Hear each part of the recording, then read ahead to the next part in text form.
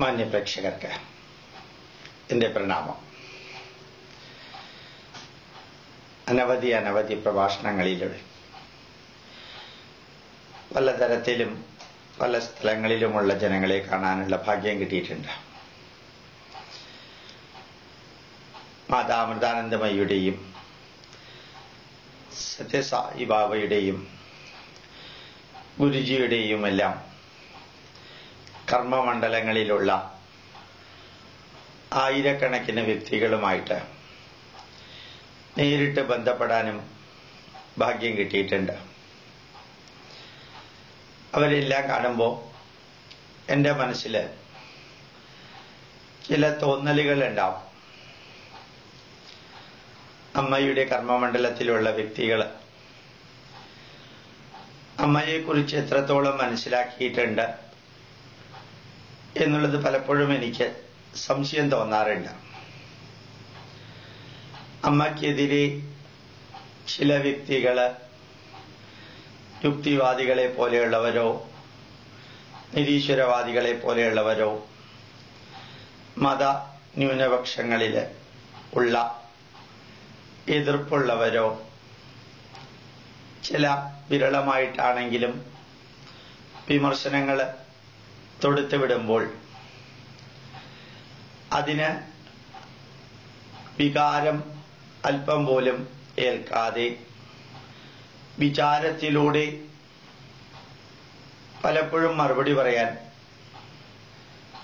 ഈ ആരാധകർക്ക് സാധിക്കുന്നില്ല. അവരെല്ലാം അതിൽ നിന്ന് ഒഴിഞ്ഞു മാറുകയാണ് ചിലപ്പോൾ ചെയ്യാറുള്ളതെന്ന് തോന്നാറുണ്ട്.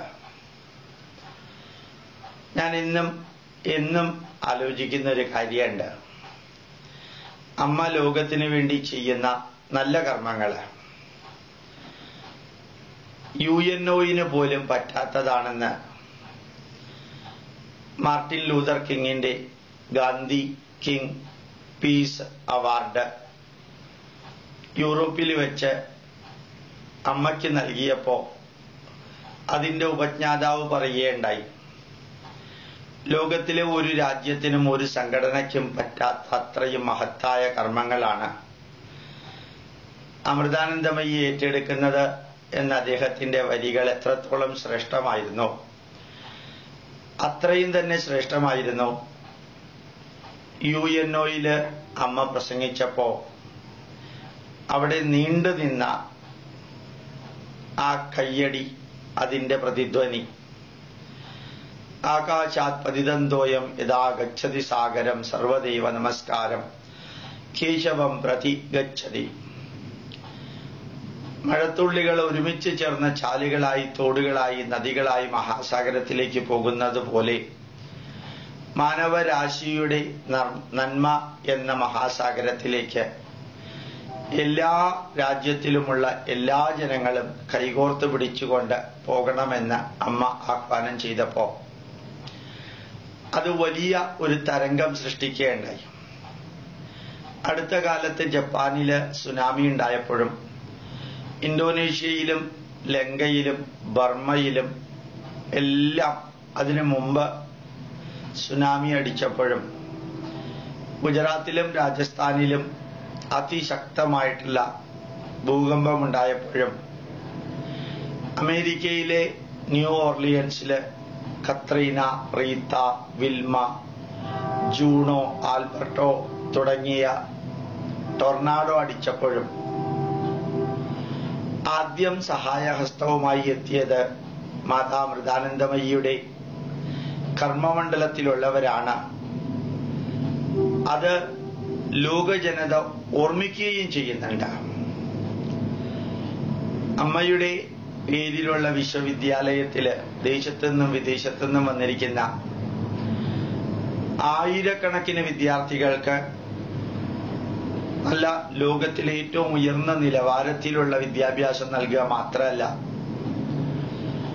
അതേപോലെ തന്നെ സാമ്പത്തികമായി പുറകിൽ നിൽക്കുന്നവർക്ക് അത്യാവശ്യം ആവശ്യപ്പെടുന്നവർക്കെല്ലാം സൗജന്യമായിട്ട് വിദ്യാഭ്യാസം നൽകുകയും അനേകം അനാഥാലയങ്ങളും മാനസിക രോഗം കൊണ്ട് വീർപ്പുമുട്ടുന്ന കുട്ടികളുടെ സംരക്ഷണവും വിധവകളുടെ സംരക്ഷണവും ആയിരക്കണക്കിന് വിധവകൾക്ക് പെൻഷനും പാവപ്പെട്ടവർക്ക് സൗജന്യമായിട്ടുള്ള ഭക്ഷണവും 10,000-കണക്കിന് വ്യക്തികൾക്ക് വീടും ഗുജറാത്തിലും തമിഴ്നാട്ടിലും ശ്രീലങ്കയിലും മലേഷ്യയിലും ഇന്തോനേഷ്യയിലും എല്ലാം വെച്ചു കൊടുക്കുകയും അങ്ങനെ എണ്ണി പറയാവുന്ന ആയിരക്കണക്കിന് നന്മകൾ അമ്മ ചെയ്യുന്നത് ലോകത്തിന്റെ മുമ്പിൽ അത്യാവശ്യം വരുമ്പോഴെങ്കിലും പറഞ്ഞു കൊടുക്കാൻ പലപ്പോഴും കർമ്മമണ്ഡലത്തിലുള്ളവർക്ക് സാധിക്കുന്നില്ല. സാധിക്കണം. ഒരിക്കല് കൈരളി ചാനലിലെ MD-യോ മറ്റോ ആയിരുന്ന ജോൺ ബ്രിട്ടോ അമ്മയോട് ചോദിക്കുകയുണ്ടായി, അമ്മയ്ക്ക് ഇത്രയും സമ്പത്ത് എവിടെന്നാ വരുന്നതെന്ന്.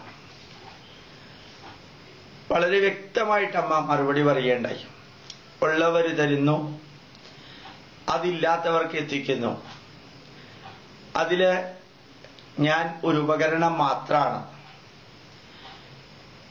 അതേപോലെ വളരെ വ്യക്തമായ സന്ദേശങ്ങൾ നൽകുമ്പോൾ ഒരാൾ ചോദിക്കുകയുണ്ടായി, അമ്മ ഫീസ് വാങ്ങിച്ചിട്ടല്ലേ വിദ്യാർത്ഥികളെ പഠിപ്പിക്കുന്നത്, സേവനത്തിലൂടെ പഠിപ്പിച്ചൂടെ എന്ന്.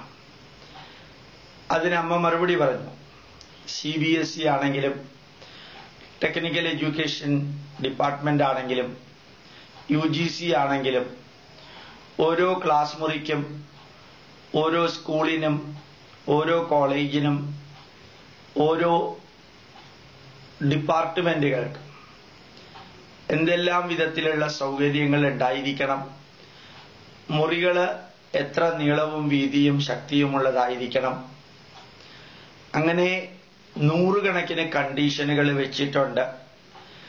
അതെല്ലാം പൂർത്തീകരിക്കണമെങ്കിൽ സ്വാഭാവികമായിട്ടും ഉള്ളവരിൽ നിന്ന് ഫീസ് വാങ്ങിച്ച് ഇല്ലാത്തവർക്കും അതേപോലെ അർഹതയുള്ളവർക്കും സൗജന്യം കൊടുത്തുകൊണ്ട് അവരെ പഠിപ്പിക്കണം. അതിന്റെ തന്നെ ഒരു ഭാഗമായിട്ടാണ് അനാഥർക്കും വൃദ്ധർക്കും അശരണർക്കും രോഗികൾക്കും മാനസികമായിട്ട് സന്തുലിതാവസ്ഥ നഷ്ടപ്പെട്ടവർക്കും എല്ലാമായിട്ട് സേവന പ്രവർത്തനങ്ങൾ നടത്താം.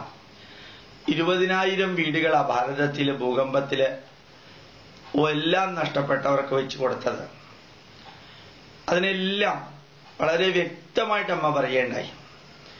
അമ്മ കൈനീട്ടുന്നത് ഉള്ളവരുടെ അടുത്താണ്. ആ കിട്ടുന്നത് ആശ്രമങ്ങൾ പണിയാനോ അല്ലെങ്കിൽ രാജകൊട്ടാര സദൃശമായിട്ടുള്ള സ്വർണ്ണ കിരീടം വയ്ക്കാനോ ഒന്നുമല്ല. ഏത് ആശ്രമം അമ്മയുടെ നോക്കിയാലും മനസ്സിലാക്കാൻ പറ്റും, ആഡംബരങ്ങൾ അവിടെ ഇല്ല, സൗകര്യങ്ങൾക്ക് വേണ്ടി മാത്രമേ ഉള്ളൂ. ബ്രഹ്മസ്ഥാന പ്രതിഷ്ഠ നോക്കിയാൽ മനസ്സിലാക്കാൻ സാധിക്കും, ഒരു കരിങ്കല്ലിന്റെ വിഗ്രഹം അമ്മ പ്രതിഷ്ഠിച്ചത് മാത്രം.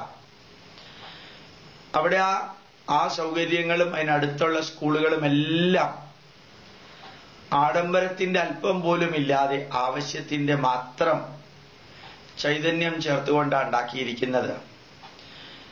ആയിരക്കണക്കിന് അധ്യാപകരുടെയും സാമൂഹ്യ പ്രവർത്തകരുടെയും റിട്ടയറായവരുടെയും എല്ലാം സേവനം ഉപയോഗിച്ച അതെല്ലാം നടത്തുന്നതും പലപ്പോഴും ജീവിതം തന്നെ അമ്മയ്ക്ക് വേണ്ടി, രാഷ്ട്രത്തിന് വേണ്ടി, ധർമ്മത്തിന് വേണ്ടി സമർപ്പിച്ച ഹിന്ദുക്കളും ക്രിസ്ത്യാനികളും മുസ്ലിങ്ങളുമാണ് ഒരു പൈസ പോലും വാങ്ങിക്കാതെ അവിടെ എല്ലാം സേവനം നടത്തുന്നത്. അപ്പൊ ഇങ്ങനെയുള്ള കുറേ കാര്യങ്ങളുണ്ട്. അതെല്ലാം ലോകത്തിന്റെ മുമ്പില് അമ്മ കൊടുക്കുന്നുണ്ട് എന്ന് ആവശ്യമുള്ളവരോട് പറയാൻ ഭക്തിയുടെ അതിർവരമ്പുകള് കവച്ചു വെച്ചുകൊണ്ട് ലോകത്തിന്റെ മുമ്പില് താല്പര്യമുള്ളവരെ ഇതറിയിക്കേണ്ട ഉത്തരവാദിത്വം അമ്മയുടെ ഭക്തന്മാർക്കുള്ളതാണ്. ഒരിക്കൽ തമാശായിട്ട് ഒരാൾ പറയുകയുണ്ടായി, ലോകത്തിലെ ഏത് സേവനം നടത്തുന്ന വ്യക്തികൾക്കും അവനവൻ ആവശ്യമായിട്ടുള്ള നോട്ടുകള്, കറൻസി നോട്ടുകള് തന്നെത്താനെ പ്രിന്റ് ചെയ്ത് വിതരണം ചെയ്യാൻ ഗവൺമെന്റ് അനുവദിക്കുന്നത് വരെ ഉള്ളവരിൽ നിന്ന് കൈനീട്ടി വാങ്ങിച്ച് ഇല്ലാത്തവർക്ക് കൊടുക്കാനേ സേവനം ചെയ്യുന്നവർക്ക് സാധിക്കുള്ളൂ. ഇതാണ് സത്യസന്ധമായിട്ടുള്ള അവസ്ഥ എന്നുകൂടി ലോകത്തെ അറിയിക്കണം. എല്ലാവരും ചോദിക്കാറുണ്ട് ഈ സമ്പത്ത് എവിടെ നിന്നാണെന്ന്. ഉള്ളവരിൽ നിന്ന് ഈ സമ്പത്ത് എങ്ങോട്ടാ പോകുന്നത്? ഇല്ലാത്തവരിലേക്ക്. അതിലെത്രത്തോളം ഉപയോഗിക്കുന്നു? ഇന്ന് ഞാൻ ചിലപ്പോൾ ചിന്തിക്കാറുണ്ട്. അമ്മയുടെ പല സ്ഥാപനങ്ങളിലും ക്ലാസ് എടുക്കാൻ പോകുമ്പോൾ ഏറ്റവും സിമ്പിളായിട്ടുള്ള ഭക്ഷണമാണ് അവിടുന്ന് തരിക. ഏറ്റവും സിമ്പിളായിട്ടുള്ള ഭക്ഷണം. അവിടെ പോലും ആഡംബരം മാറ്റി നിർത്തിയിട്ട് അത് ചെയ്യുന്നത്. അമ്മയുടെ അനവധി സ്ഥാപനങ്ങളില് വിദ്യാലയങ്ങളില് ക്ലാസ് എടുക്കാൻ പോകാറുണ്ട്.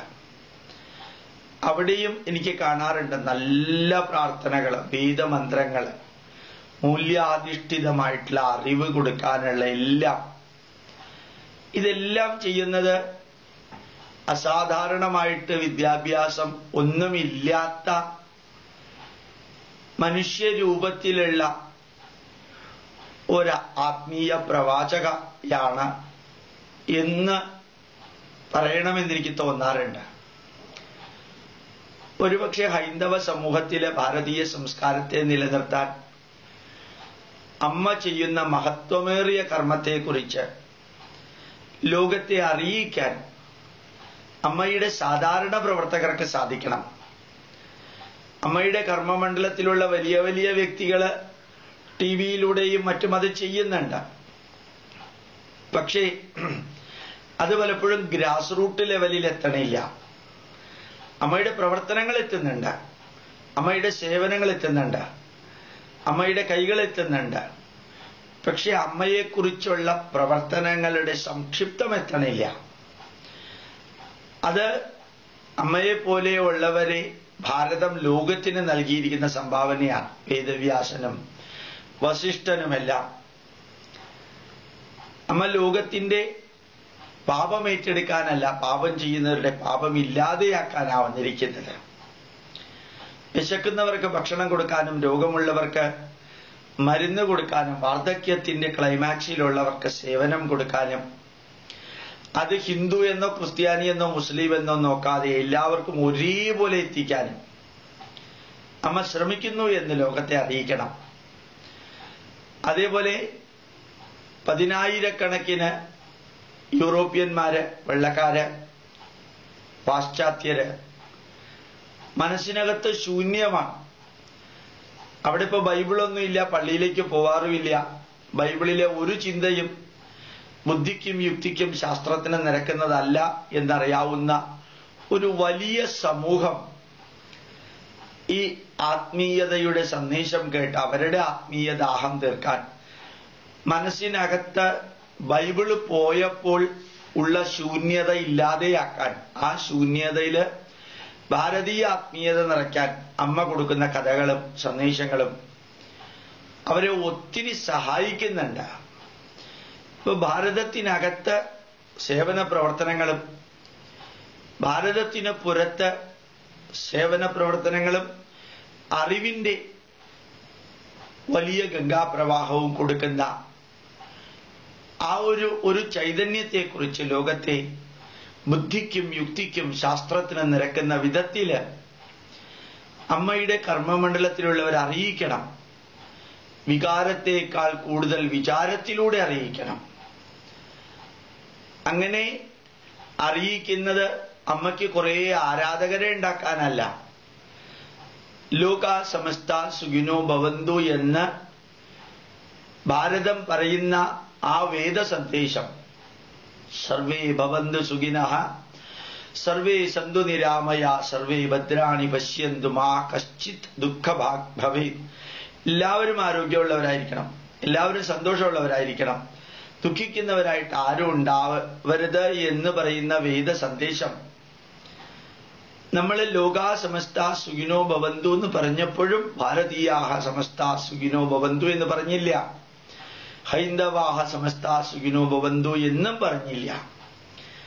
അത് ലോകത്തിനെ കർമ്മമണ്ഡലത്തിലൂടെ കാണിക്കുന്നവരാണ് മാതാ മൃദാനന്ദമയിയും സത്യസായി ബാബയും ശ്രീ ശ്രീ രവിശങ്കറും. അവരുടെ കർമ്മമണ്ഡലത്തിലുള്ളവര് ആത്മീയതയുടെ നേട്ടങ്ങൾ മാത്രം ലോകത്തിനെ അറിയിച്ചാൽ പോരാ. ശാസ്ത്രമണ്ഡലത്തിലും ഭൗതിക മണ്ഡലത്തിലും സേവന മണ്ഡലത്തിലും അമ്മയും സ്വാമിയും ഗുരുജിയും ചെയ്യുന്ന കർമ്മങ്ങൾ കൂടി അറിയിക്കുമ്പോഴാണ് ലോകം ഇവർ ചെയ്യുന്നത് എന്താണെന്ന് അറിയുന്നത്. പ്രത്യേകിച്ച് ഭാരതീയര് ഇവർ ചെയ്യുന്നത് എന്താണെന്ന് അറിയുന്നത്. അതിനേക്കാൾ ഉപരി കേരളീയര് ഇവർ ചെയ്യുന്നത് എന്താണെന്ന് അറിയുന്നത്. അങ്ങനെ അറിയിക്കാൻ നിങ്ങൾക്ക് സാധിക്കട്ടെ എന്ന് പ്രാർത്ഥിക്കുന്നു. പ്രണാമം. നമസ്കാരം.